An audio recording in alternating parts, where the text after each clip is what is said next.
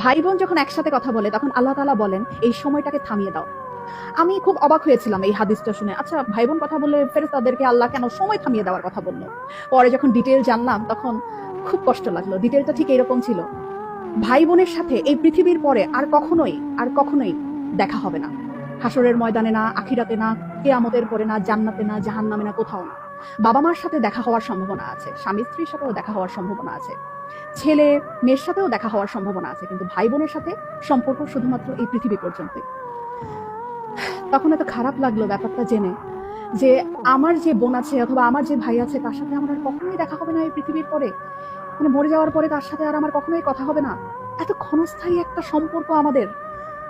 যারা সম্পত্তি নিয়ে ঝামেলা করে ভাই বোনের সাথে কথা বলে না, যারা অনেক ঝগড়া বিবাদের কারণে ভাই বোনদের সাথে কথা বলা বন্ধ করে দেয়, তারা না করেন না এই ব্যাপারটা। সময়টা না খুব কম আমাদের, খুব কম।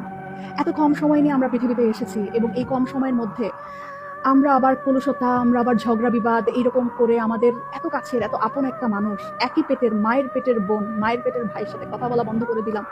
এই মানুষগুলোর সাথে তো আমাদের আর পৃথিবীর পরে দেখাও হবে না, কথা হবে না। কি দরকার মনে এত কষ্ট রেখে? ভুলে যাই না সব, ভুলে যাই। অল্প একটু সময়ের ব্যবধান, তারপরে সব নাই, শেষ।